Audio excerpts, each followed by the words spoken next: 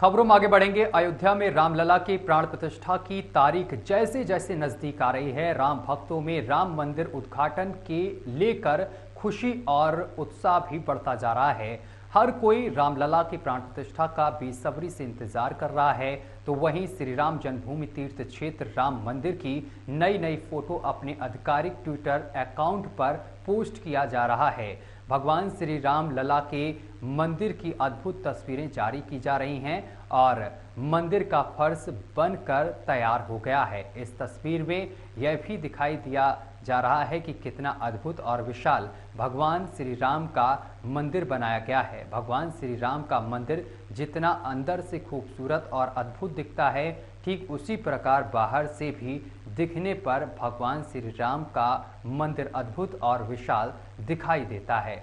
जब भगवान श्री राम के भक्त भगवान रामलला के मंदिर में दर्शन करेंगे तो उनको एक अद्भुत अनुभूति होगी।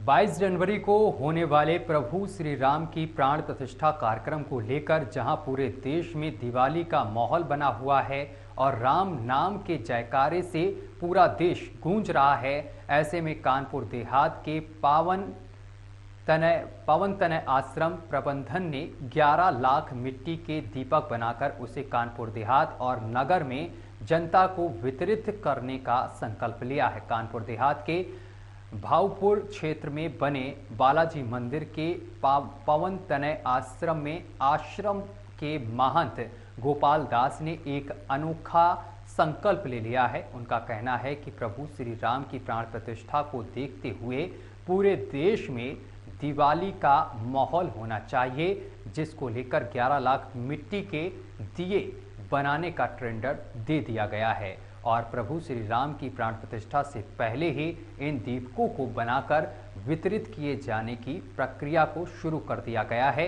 वहीं मंदिर में मौजूद सेवादार और पुजारी का कहना है कि महंत गोपाल दास के निर्देश के अनुसार 11 लाख मिट्टी के दीपक बनाने का काम तेजी से चल रहा है।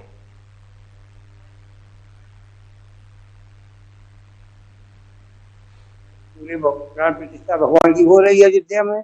उसी में हमारे महाराज जी ने 11 लाख दीपक बंटवाने का संकल्प लिया है। कानपुर देहात, कानपुर नगर और भी जो यहाँ पर जिस जिले के आते हैं, जहाँ जो भी आएंगे सबको दीपक दिए जाएंगे और ये पूरा माहौल मतलब दीपावली ऐसा बनाया जाएगा। ये सब कानपुर से आ रहे हैं और देहात में भी बन रहे हैं। कानपुर देहात में, कानपुर शहर में रहता है, जो लोग यहाँ आएंगे उनको दिए जाएंगे। नहीं तो महाराज जी का आदेश है कि टेम्पो या लोडर में लिखवा के गाँव-गाँव पहुँचवाएंगे।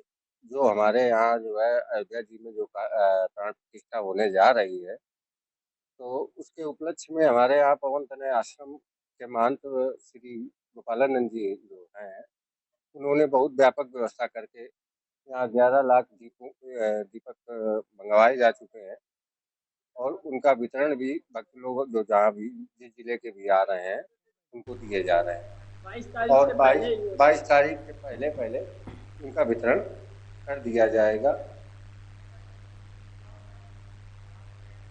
अगली खबर का रुख करेंगे। अयोध्या में श्री राम मंदिर प्राण प्रतिष्ठा और गणतंत्र दिवस को लेकर भारत नेपाल सीमा पर हाई अलर्ट जारी किया गया है।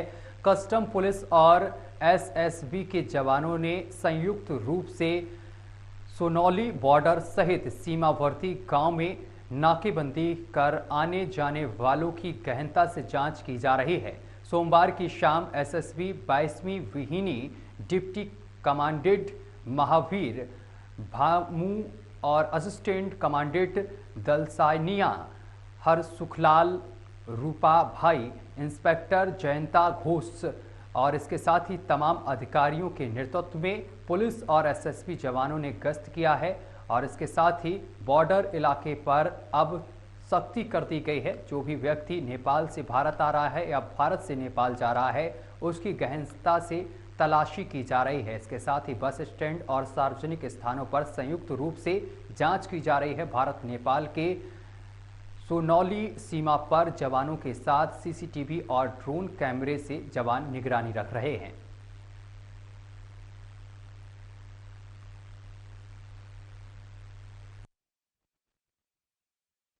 सर, बॉर्डर पे आने का आपका क्या उद्देश्य है? आप जानते हैं कि 22 जनवरी को अयोध्या में मर्यादा पुरुषोत्तम भगवान श्री राम का ग्राम कार्यक्रम है। उसी के तहत पूरे जनपद में, प्रदेश में, देश में सतर्कता बरती गई है और चेकिंग फिस्किंग की जा रही है। उसी के तहत मैं आज एसएसबी के एसपी कमांडेंट साहब हैं और हमारा पूरा फोर्स उनकी चेयर से मैं बॉर्डर पे, नेपाल बॉर्डर पे आया हूँ और यहाँ चेकिंग की जा रही है। बराबर जो भी गाड़ी आ रही है, जो व्यक्ति आ रहा है, उसको प्रॉपर्ली चेक करके किया जा रहा है, उसको छोड़ा जा रहा है। और उद्देश्य यही कि कोई संदिग्ध व्यक्ति बॉर्डर से पास ना हो, ये उद्देश्य है।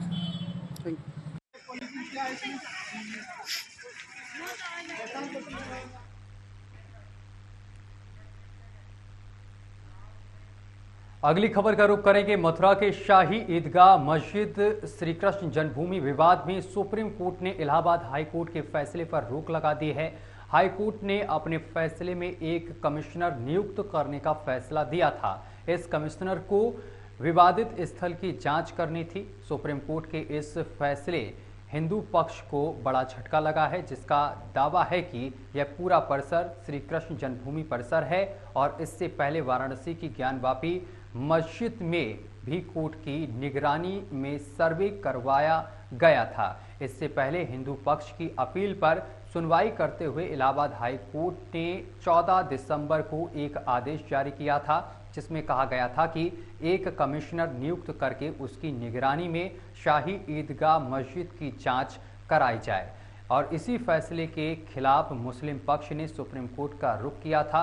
अब सुप्रीम कोर्ट ने हिंदू पक्ष को कहा है कि आपकी अर्जी स्पष्ट नहीं है, आपको साफ साफ बताना होगा कि आप क्या चाहते हैं। वहीं अब मुस्लिम पक्ष की याचिका पर सुप्रीम कोर्ट में 22 जनवरी को फिर सुनवाई होगी।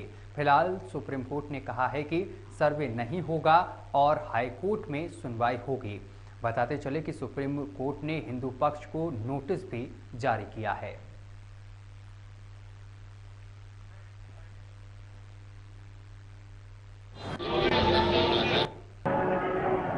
आज सुप्रीम कोर्ट ने आदेश दिया है कि जो मुस्लिम पक्ष की तरफ से जो दलील दी गई थी कि सर्वे को रोक दिया जाए, क्योंकि हाई कोर्ट ने आदेश दिया था कि ईदगाह मस्जिद का सर्वे होगा, तो आज सुप्रीम कोर्ट ने सर्वे के आदेश को कुछ दिनों के लिए स्थगित कर दिया है।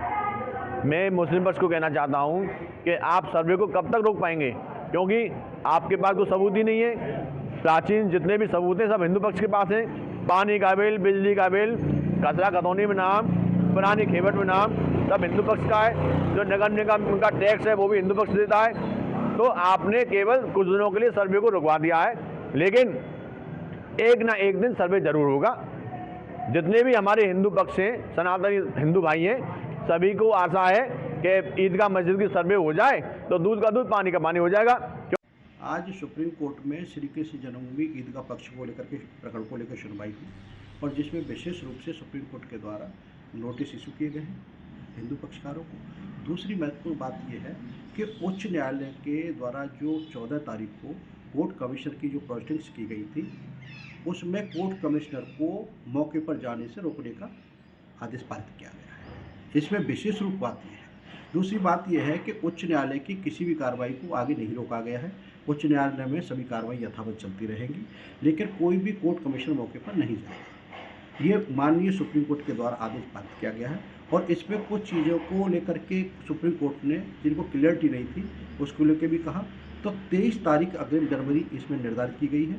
23 तारीख को जो शाही ईदगाह पक्ष की 2 SLP हैं, एक ट्रांसफर एप्लीकेशन और एक स्टे एप्लीकेशन, इन दोनों की 23 जनवरी को उच्चतम न्यायालय में सुनवाई होगी, जिसमें आप अपना पक्ष रखें। माननीय सर्वोच्च न्यायालय के आदेश का श्री कृष्ण जन्मभूमि मुक्ति निर्माण ट्रस्ट स्वागत करती है और आने वाली तारीख को 23 जनवरी को सारे तथ्य माननीय न्यायालय को बताए जाएंगे कि क्यों सर्वे होना चाहिए। वहाँ पत्थरों पर चिल्ला कर बोल रहे हैं पत्थर, ओम नमो भगवते वासुदेवाय, ओम लिखा हुआ है, सत्य बने हुए हैं, वहाँ पर शंख बना हुआ है और 13.37 एकड़ जमीन श्री कृष्ण जन्मभूमि ट्रस्ट के नाम है। बिजली का बिल ट्रस्ट भरती है, टैंकी का बिल ट्रस्ट भरती है। नगर निगम मथुरा ने साफ साफ लिख के दिया कि ईदगाह नाम ढांचे के पास कोई संपत्ति दर्ज अभिलेखों में नहीं है। इनके खिलाफ हमारी ट्रस्ट की मांग पर वहाँ पर बिजली का मुकदमा दर्ज हुआ है, बिजली चोरी का, अवैध कनेक्शन का 3 लाख का जुर्माना लगा है। इनके पास कोई मालिकाना हक नहीं था, इसलिए वहाँ भी कनेक्शन कटा है।